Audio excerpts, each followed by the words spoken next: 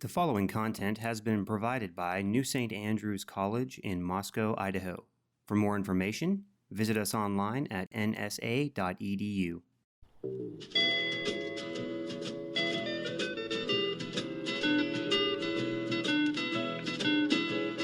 Hear the world calling, but son, don't you listen.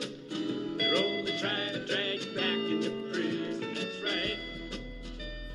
Guess what? It's What Have You time again. I'm Rachel Jankovic. I'm Becca Merkel. And we meet again. We do, but we have a surprising update, which is that now, instead of having podcasts come out on Thursday or sometimes Friday, but mostly it was Thursday. Sometimes on the latter day. A little little reference. classical allusion there. Too funny. But anyway, now it's going to be, hopefully, on Tuesdays.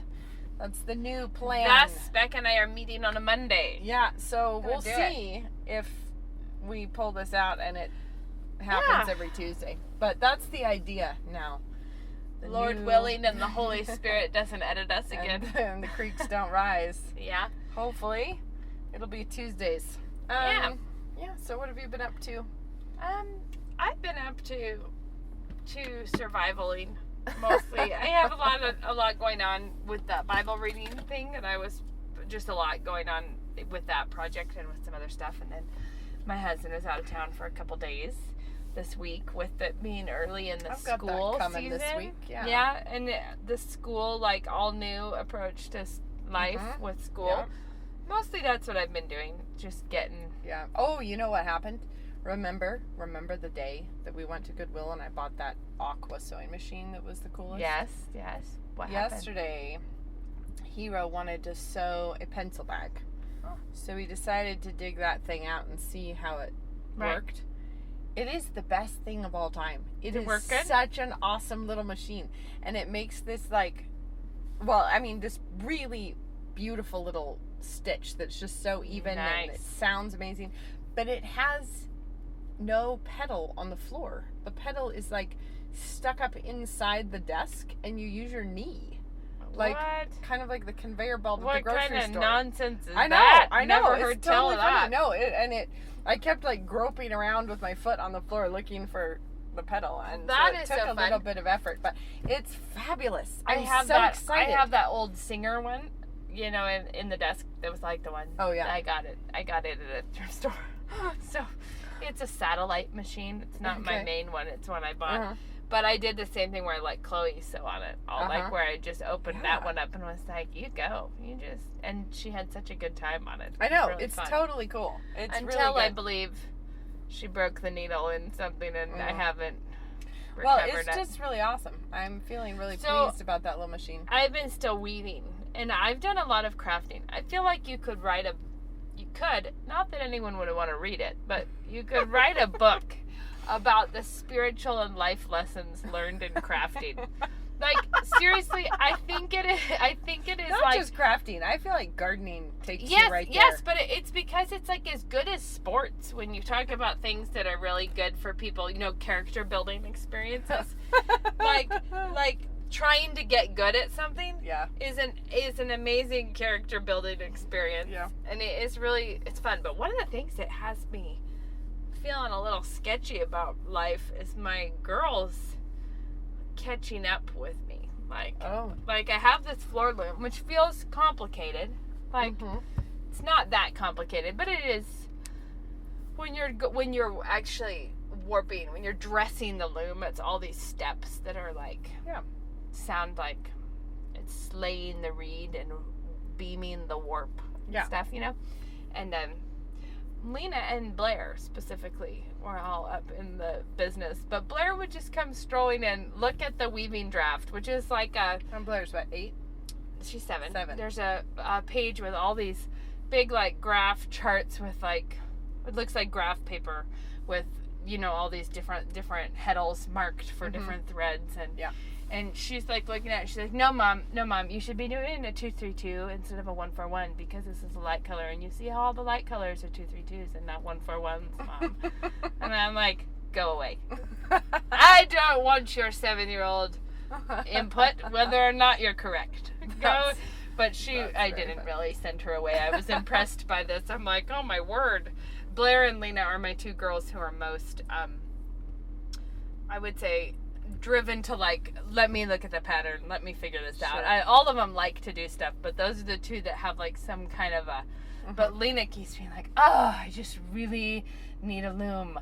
And I'm like, well, what would you make on a loom? And she was like, just all the things, Mom, but I need 8 harnesses. I have 4. She wants one with 8 harnesses that she spotted. Yeah. She's confident that she's getting ripped off, that she does not have a floor loom already. That's hilarious. Like, you're way ahead of me. You're way ahead of where I was when I was here. Oh, that's funny. Well, getting the sewing machine out yesterday, and Hero went down into the basement and rummaged out some of my old fabrics that I had designed, back in the day, and she pulled them all out, and I was looking at them again, and I hadn't really looked at them in a while, and I'm like, these are actually kind of festive. I mean, it's like, for a pencil bag, it was really cute. That's nice. So, anyway, she pulled out the little... I still have the quilt that I made out of your fabric for the quilt show thing, not the quilt show. What was it called? But I missed it. It was Market. I missed it. I didn't have any baby girls. I sewed this adorable baby girl quilt, but I didn't have a baby girl to use it, so it's just been folded up. Right. Well, anyway, it got me back in the old sort of, I would love to do that again. Yeah. Sort of like, I did like designing fabric, and I kind of would like to do some for my house. It wouldn't, like, when I was designing fabric before, hey, I'll let you borrow my loom. Oh, yeah. You could design and weave it up. Well, when I was doing it before, I was designing fabric for little girls' dresses, was because I was doing clothing design for little girls, so that was what I had in mind when I was designing the fabric. And if I was going to be doing fabric for my house, it would not be the same. But it's still really fun. It's sort of an itch that is there that I would really love to do it again. You're not done with that? I'm not done with that. My feeling about weaving is that I did not expect it to be. I was surprised by how different it is from other long-term crafts. So like knitting, it takes a long time, and I kind of thought it would be similar to that, like in the sense that you work a little bit on it. It's like I just expected that I already knew this genre. Like I knew the genre of, but it's like a whole other thing. And I think that weaving is mostly about anticipation. Like, I was like, it's mostly the pleasure of anticipating something. Sure. Because it never gives you a minute where you can see what's happening, really. Like, you don't get, you can see what's happening. But you go, it's every phase is like, I'm winding the warp, and I'm like, I think these colors will be really pretty. Yeah. But I just think they will, and I'm waiting to see if they will be, because you can't see until you're actually weaving on it. Sure. So you warp it, and then you do the whole thing. But every phase is like really fun when it's all threaded right, and you're pulling, and when it when the heddles are working, that's fun. So you're like excited to get to weaving, and then you start weaving, and then you can't wait to see the next color. But it's like winding it up on the beam, so you can't see it all at one time. So it's like you're just like, I can't wait till they get to the end of this so that I can see it. Like, and then you have to wet finish it because it's still not fabric until then. I have an idea of something that we were going to talk about something else, but first, this is what I'm wondering. I think that, we kind of sometimes reference these things obliquely, but there's people who listen to this who don't actually know us. There's out that and problem. About. Sometimes that happens. So, I think you should talk about why weaving made me think of this. I'm not really sure, but I think you should talk about what you've done sort of business-wise, and how and why you got into it, and then how and why you got out of it, because both of us have kind of sort of parallel stories a little bit on our ventures into the world of making a paycheck. Right. And then how do you see that working in for a woman who wants her priority to be the home? Because we don't believe that a woman may never go and get a job. That's not something we think. I just want to throw this out here. Women, if you're a Christian woman, then Proverbs 31 is for you. And I am very sick and tired of people having a bad attitude about the Proverbs 31 woman. I so agree. Because, what's with that? Well, I think it is because of women who take the role of wife and mother seriously, and they're like, here's this biblical example. Yeah. And so they talk about it, and they annoy people who do not like their style. And then people resent the Proverbs 31 woman, and they resent Proverbs 31 in a way that actually shouldn't ever happen with and you and the scripture. You know what I've even seen, though? And the holy word of God. The whole thing kicks off with who can find a virtuous woman. And I've heard people be like, see, the whole point of this passage is you can't. And it's so stupid to think you could be a virtuous woman. There's nobody like this, because even Solomon couldn't find one. I'm just starting this off on the foot of, say, embrace that. Don't think you're too modern for that. So I just wanted to open this with saying we are not opposed to the Proverbs 31 woman.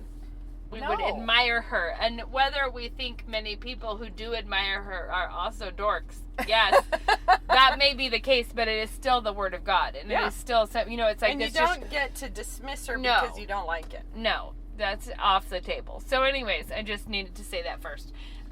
One of the things, so obviously, that the Proverbs 31 woman is doing is not, she's considering fields and buying it, and she's providing for her family in a lot of ways. Well, and she's taking her profits from her other business and investing it in real estate. And then she's very actively involved in charity work, and she's taking care of her whole household. Like, she's looking after. It is also clear that when her children rise up and call her blessed, it's not because they're so happy that she got to fulfill her career dreams elsewhere. No, she's very clearly being such a faithful woman that things are overflowing in other places. So we have always, we grew up with this sort of notion that a woman's priority should be her home, whatever, her household.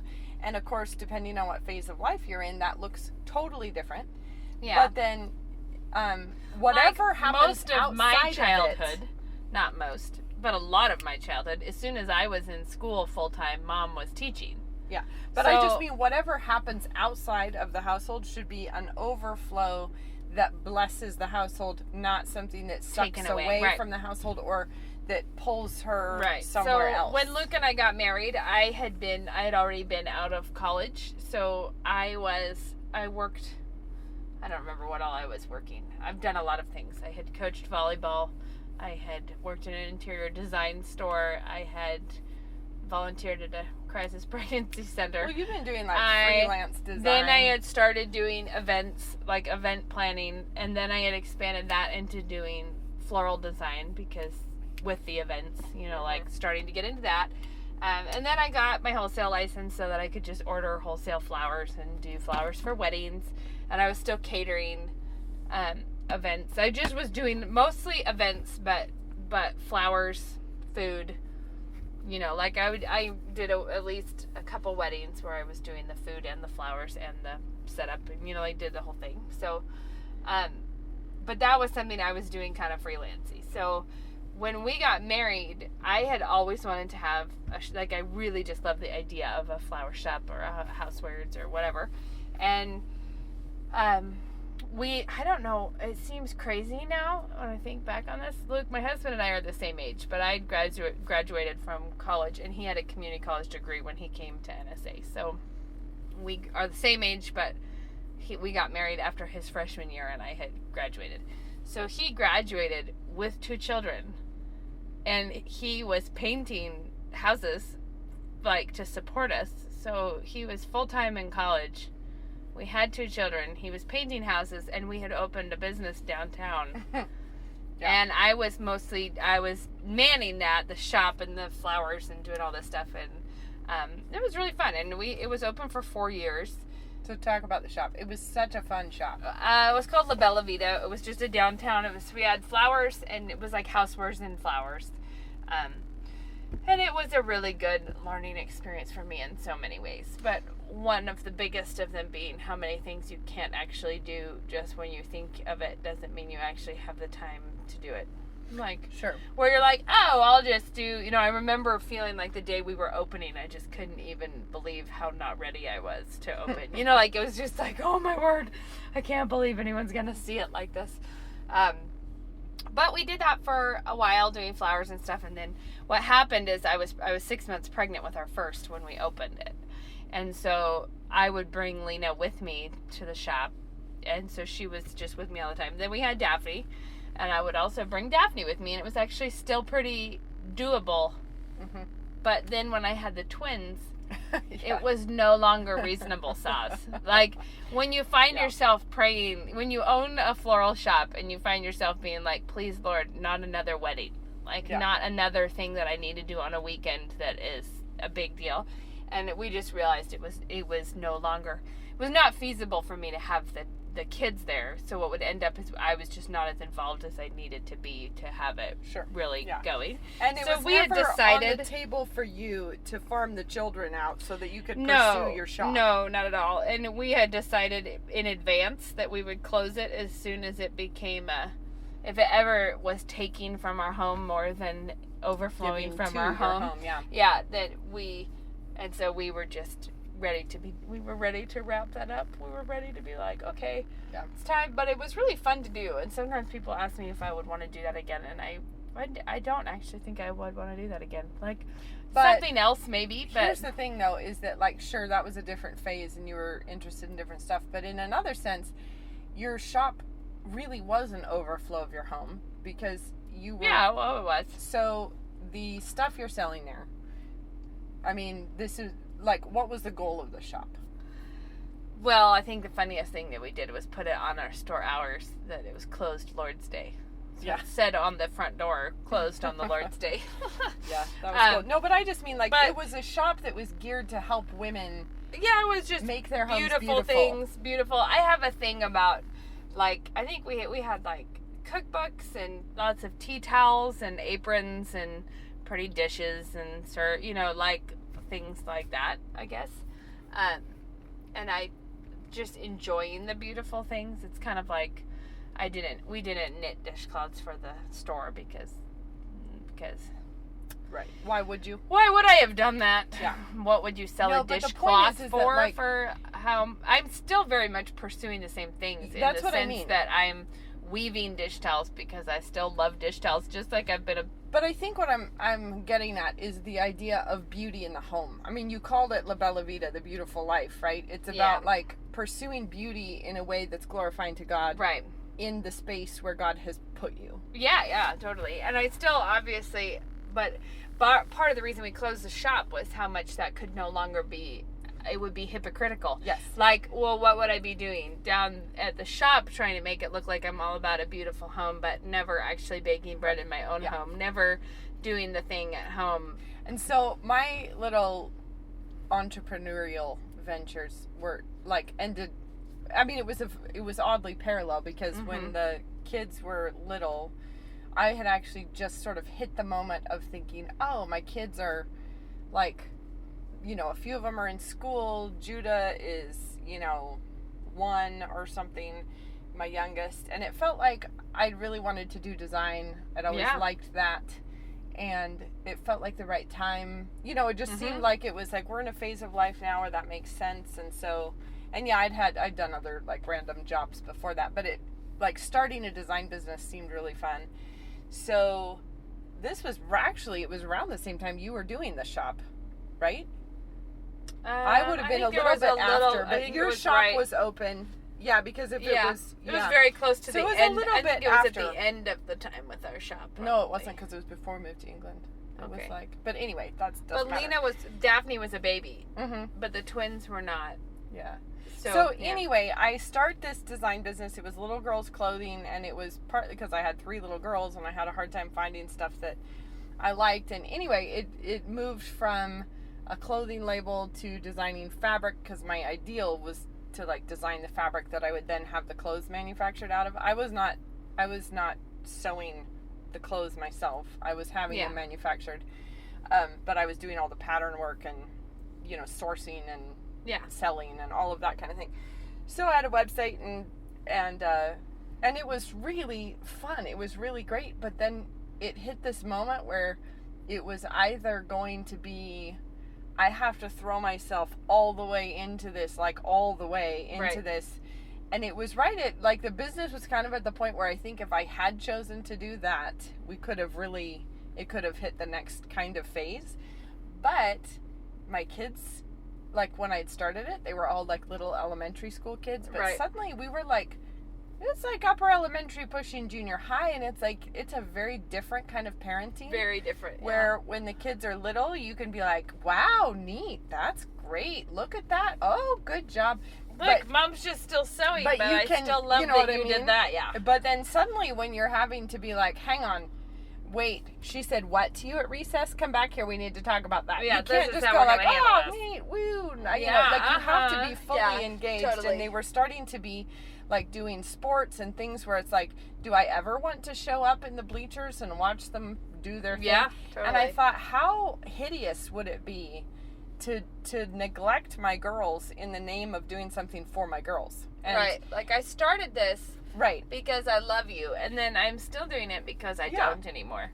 And so, like, and, you know, like, having to, for instance, we made lots of business decisions about, like, I'm not going to go to markets because it's always going to be on Sundays, and I'm not going to travel away from my family in order to pursue a thing that supposedly is for my kids. And so anyway, it seemed like it was really the right time for a number of reasons to just back out. And I felt like, there will always be things to be designed in the world, but my kids will not always be this age, and I really need to do this. So then it became, now I'm teaching at the school because that's where my kids are, and I'm teaching my kids, and I see them every day. And so it's very much like I am, in that sense, I am earning a paycheck now, but it's because it's about my kids. And like, if you were to catch me on a random weekend where I didn't have other commitments, I would not be reading the Iliad for fun. Yeah. I would be sewing or painting or upholstering or something. But I really love that I'm doing, you know, classical lit, Brit lit. I mean, it's a fascinating subject to me. I always like it, but it's like, that would never be my first pick in my free moments. Would be to go and read some ancient literature. Right, and but it's great, and one it's thing for that my kids. I've been facing right now, or just needing to be self-conscious of, I guess, a little bit, is feeling like I'm coming out of the. In some ways, you feel like, oh wow, like Moses is almost 2, and things are a lot more like, I'm feeling more like I could do other things. You know what I mean? Like, oh, okay, I'm starting. Well, it depends on the day you catch me on. There might be moments where I'm like, what? I can never even get my house together. But there is other moments where I'm like, look, I can do things. But one of the things I'm having to be really aware of is that Moses is just 2. Like he's little still. Yeah. Like, he still needs to be. I don't want to be shortchanging my last child. Oh, yeah, isn't that? Because we're already moving up in our older, you know, our oldest is in 8th grade right now. We're like moving up. We're already, his life is quite a bit different than when our oldest was 2. You know, like, very different. But it is also like, I just need to be conscious that I'm not done with the baby years and the little kid years, because the momentum, the weight of our children body has shifted to the older kids. Yep. And I'm like, but I still got some littles who still need their mom to be at home and helping them with little things. Having the talk about the garbage truck that we've been having. Yeah. But it feels like women can often feel like they're squandering their talents, they're squandering their dreams because they're just home with little kids. And the thing is like, those little kids are the only work that you're going to do that really is eternal. Luke says that all the time, and it's so good. It's like the only job you will ever do that will not get undone is the love that you give your children. And it's like, these are eternal souls. Like, these souls are they're gonna last forever, one place or another. And so my thought is, like, does the fabric design, like, really desperately have to happen so much that these little eternal souls can just go on the shelf for a while? Like, it's like, no, this is you're not squandering, you know, yourself when you're giving it to those people. This ties into what we talked about last time about the Sabbath, but something that I have thought of is God gives us urges and desires and things that we would like to do. And some of the time, I really believe he gives it to us so that we have something to put on the altar. Like, yes. And I was like, I actually think that burning urge that you have to do something that is actually not consistent with what you believe you're called to do right now is sometimes just a gift from God so that you have something to give him. Like, and the reason I said that this is connected to the Sabbath is we talked last week, and I didn't mention this, but we talked about our approach to the Sabbath and how I've learned to just not, like, just let it go on the Sabbath, even if it doesn't feel like it's going to be really restful. But one of the funniest things to me is that how often on the Lord's Day I have an incredible burning urge to clean everything. Like how often like on a normal Tuesday do I normally feel that much like, oh, just let me at that laundry and let me mop. That's what I want to do most in the whole world. But I have this, and it has helped me to realize, I think God gives me this so that my obedience, I'm actually offering something to him.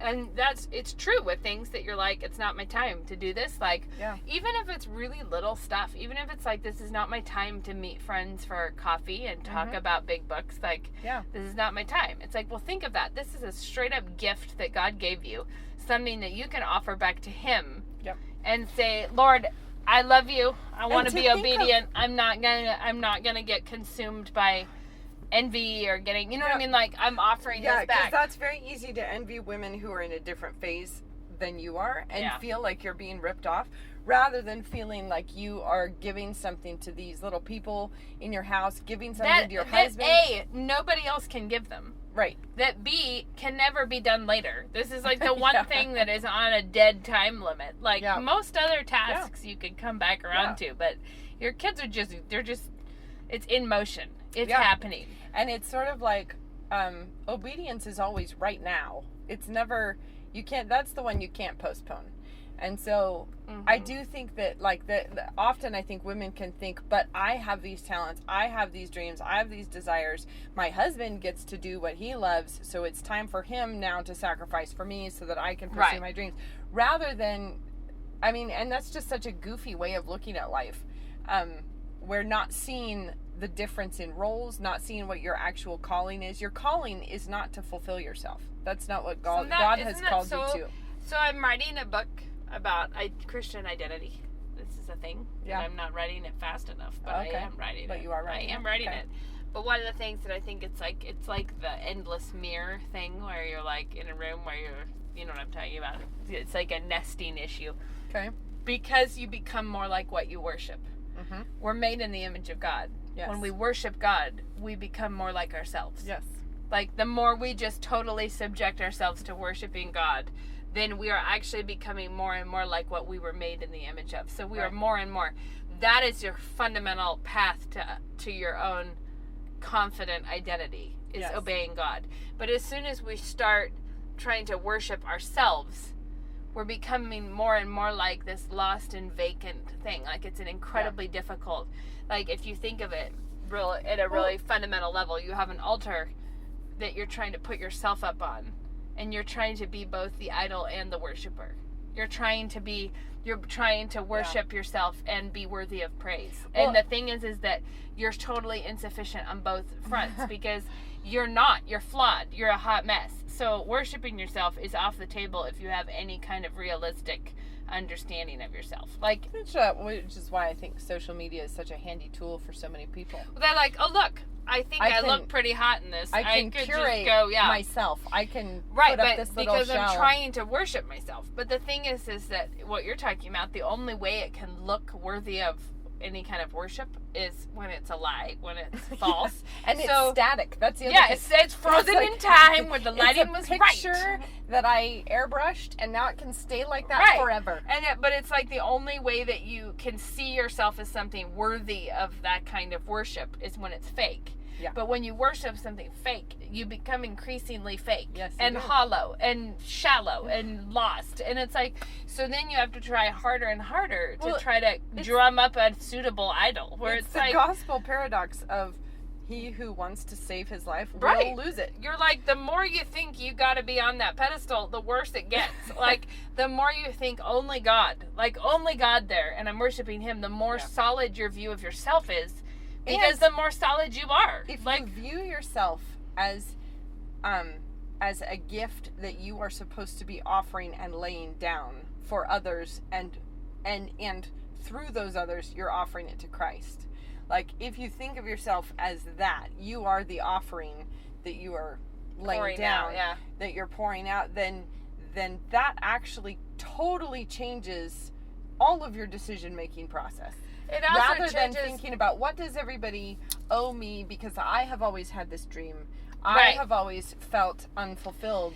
in my burning, shallow heart, I've always and it's wanted like, to I've do this. sacrificed for him enough now. It's time for him to him. do it to me now. But one of the things that's amazing is you think, well, when we think of ourselves as the sacrifice, we think of ourselves as like, you think of yourselves more like the jug of oil that the widow was pouring, where Right. God will continue to fill this up. When you are pouring yourself out for him and to glorify him, you don't run out. And isn't there that great line in Lewis somewhere of, I don't remember where it even is, where, I think it's in That Hideous Strength, where he says, like Jane offers some sort of insufficient prayer. It was kind of her sort of half-hearted first step in obedience or something. Right. And Ransom says, he's saying it's not enough, but it's enough for now, sort of. I think it's in that context. But anyway, he says he always takes us as meaning better than we actually meant, sort of. Like, he always receives it better than we meant it. So it's like, if you... He glorifies our pitiful worship. If you just lay yourself down, yes, it will be pitiful. Like, maybe it's going to be not very much, but we know... No, like, you could actually pour your life out, and it would be a bad casserole. It's possible. It is possible that you could be laying your life down so hard that what came out was a casserole. With a hair in it. Oh! And the thing is that God would still be glorified in that. Because, like, we know what he does with two mites. Like, and it is true that there's a humbling edge to be in the two mites. To be like, Lord, I'm going to give you everything. Oh, shoot, look at that. It wasn't very much. But the trick is, he always knows if we actually are giving everything, because think of Ananias and Sapphira. Well, there's true that there's a lesson in there's that. a way of looking like you're giving something, but you're actually holding quite a lot back. I had this time where I had a girl over. I may have even told this story on the podcast, but I was starting to feel the very flustered feelings of Flustertown, where you're like, please, I don't want anyone to come over right now. Like, this is such a mess. Like, the problems were dark. I don't remember what specifically they were, but the theme song of my heart was sort of the problems on the level of a clogged disposal and like something in the laundry that doesn't smell good. Like Cheerios floating in the sink. Like somebody accidentally threw a wet dish towel or rag into the laundry, so it has that funk going. It was not the time that I wanted to have anyone be on hand to witness me. No. And I was just not in the mood to have her over. And that moment, it wasn't that having her over was so awesome. Like, she wanted to learn to bake bread or something, and we did that. But that moment where I had to lay it all down for God, knowing she was coming anyways. Yeah. Like, it's happening no matter what you do. Yeah. And I was like... And she's coming, and my bathroom won't be clean, and probably, like, there's a lot of stuff going wrong here, but she's coming. And I had to have this moment with the Lord that was, Lord, make me what she needs, not what I want to give. Like, let me be willing to be the person with the funky smelling house, if that will bless her, because she was someone who really needed, she needed some help. She needed some support. And the thing is it wasn't that glorious, but it was all of me. Do you know what I mean? Like, it was all of me because I had to lay it down. Because I had to be like, come on in. I'm so glad you were here when I was not glad you were here. Do you have to lay it down? You have to lay it down with a cheerful heart. Well, yeah, it's not sufficient to be like, come in. Because we're told fine that God loves you came a cheerful giver. Yeah, and it was a moment where I'm like, well, it was neither that great of a sacrifice, nor that great of a thing that happened, but it was something that I know honored God because it made me so broken. It made me be like, I was having that kind of a time that's like, dang it, like I'm down having this, like I'm pretty for sure that what I'm supposed to do right now is not mind this. And there's a way. And I mind this right There's now. a way of weaseling out of those moments by saying it wouldn't be a good testimony right now. Oh, big You know what I weasels. mean? Big Yeah. weasels. So I'm going to cancel because it wouldn't be a good testimony. And it's basically a testimony to what? It wouldn't be a good testimony to me and Well, my I have to say something amazing else. powers This of might be housekeeping. This might be. Well, there's been mighty few testimonies to that lately. What? But you know what I mean. When we say Yes. good testimony, that's What do we mean? kind of We mean I'd like to reflect well on myself, not well on the God I worship. Not well on Christ. Like not well on the God who gives me joy in spite of this. But it's very often that we manage to conflate those two. Yeah, and we also do this weird. It's like when I look good, Christ looks good.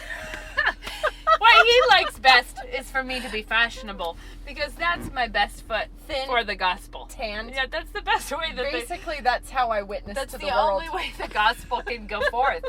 And one thing that I want to say about that is that it was not like, I guess that whole situation was just, I don't know how to explain this well. It's a complicated issue, I guess. You're like, what I'm actually doing is not that big, but I did commit to this because I knew that she needed it, and I committed to it for God-honoring reasons. Yes. I just thought at the outset that I would feel better about doing this.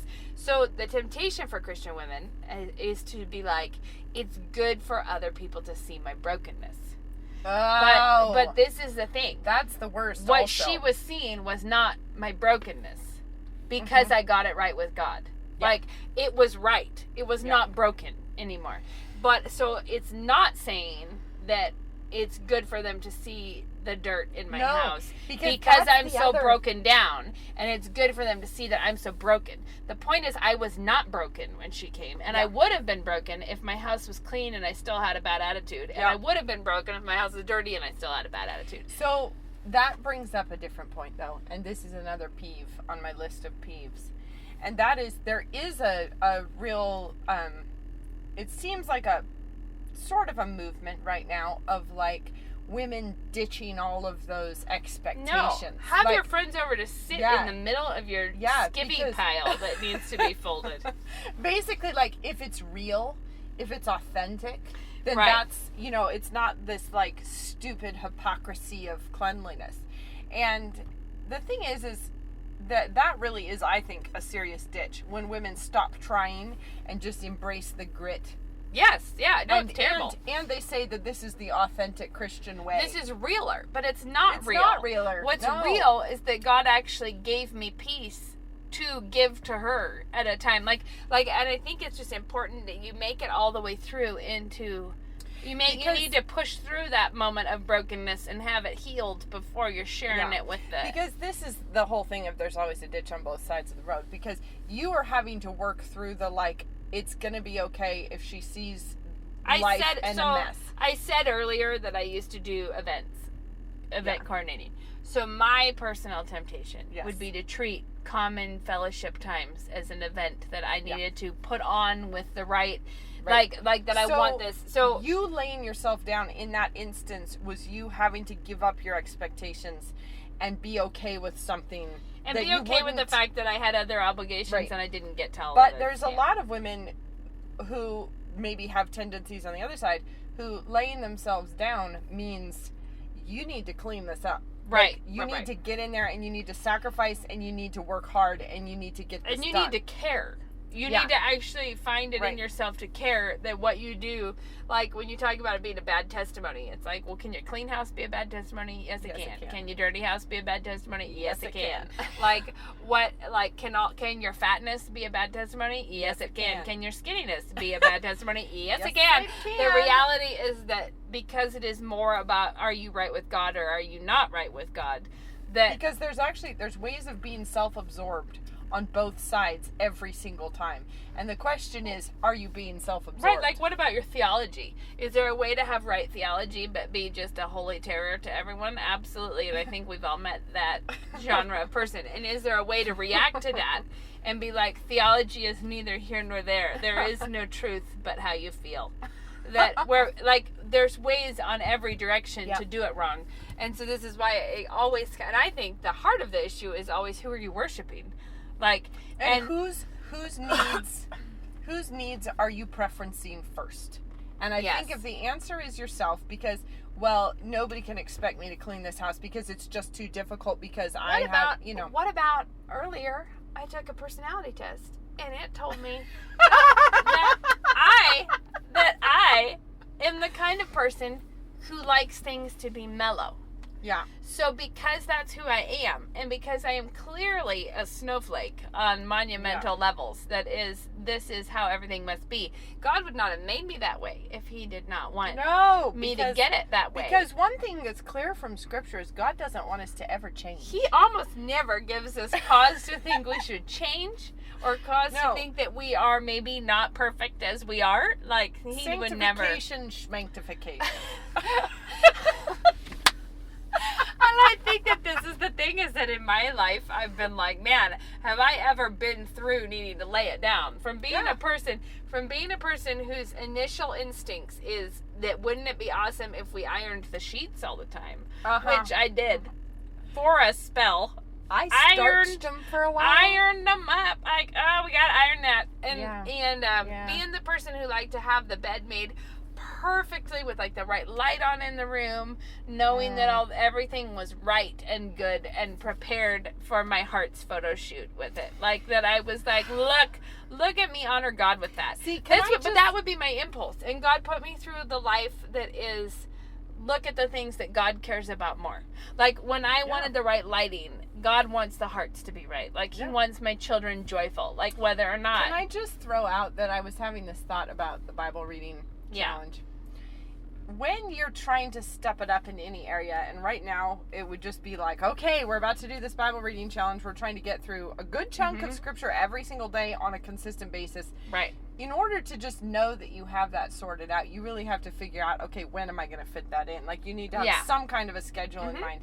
And my instinct is to immediately go to the best case scenario. What would I enjoy doing? Like, and basically it would mean, I were to I think it would mean like holy and an organized addition on my house. Yeah. That had really good southern facing windows. I'm gonna need a new wardrobe for this. And it'd have like beautiful coffee mugs. We should have an espresso machine. You could sit there and it would be such a lovely experience. I could really get into it if that was the case. Surely that's all that stands between me and a great walk with God. But and so the instinct is to like picture like that's how it would have to be. It's like if I was doing everything right, the bedroom would look beautiful and it would be ambianced really well. Right. And that's what a good testimony or honoring God, that's what devotion would look like. That's how I would be at peace with God. Yeah, just so chill. And it's kind of like, if you think about, back on the Bible reading thing, if you think about God, God's word is food, feeding us, it would be like, how ludicrous would it be to say, well, I can't eat ever until I have the perfect, beautiful, perfectly set table with lovely food, with the right... I will not compromise. I won't compromise. I'll starve to death over here in the corner. It would be better if I had no energy at all to ever do anything. Right. Than that I would sully myself with some box mac. But it can be like that, where you have this ideal thing in mind that you're not willing to lay down, so you actually end up missing the whole everything. Yeah. Like all of it. Absolutely. Right, but look at we should stop and we should have a tip. Do we have time? I have a tip, but I also have to be somewhere in like 8 minutes. Sorry. All right, so we'll do it fast. Okay. Tip. Oh, my tip: when I find my children leaving messes around the house, they're old enough. It's sort of like the biblical principle of restitution, but done much faster. When they leave a big mess, like say someone potholder looped, and they left potholders all over the couch and under the couch and the bin built a house of cards and then left it. Yeah, anything like that. So I will locate who did it. Like, whose work was this? And who's the villain? This is all cheerful. I need to say this is a cheerful thing. This could be done really snarky bad. Yeah, it's not that. So I just take my word for it that I'm not snarking at my children. I'm like, hey, was it you that turned all the dining room chairs upside down and put a blanket on top of them? It's like, who did that? And I was like, oh, that was me when I was playing with this. I'm like, okay, fix it. And then you owe me 10. And 10, it would be like 10 minutes of work. because you left something. It's just like you left a major thing for me to need to clean up, apparently. Sure. Although I made you do it, but you left. Apparently, you left it for me. But after that, you owe me 10 minutes of just chipping in. Right. And they all think it's funny. And if there's any time that they don't do a good job with that, if there's any time that they're slow on the uptake of their 10 minutes, then we don't really discuss it, but I will add more time. Oh, I'll just say, oh, look, a 5 minute, but it never really happens. They just think it's funny when that's happening. Great. But it helps with the concept of you're leaving things for others. Yeah. Did you have a tip? Well, I thought earlier we were going to tip about that's something else. But then I just went that direction with it. Sorry I about don't know. that. Let's come back next week. Yeah, I'll have a brilliant I think next time we're going to talk about time. Body image, because we were supposed to talk about that we? this week. I think maybe we will. And setting a table. Whoa, you've just put together an agenda for next week. Now the question is, will we recall that? I don't know. You guys, this will be a pop quiz. Do we touch on these issues next week? We don't know if we will. We'll see. All right, I gotta go. All right. You all have a good week. We'll see you another time. All right, farewell. Bye.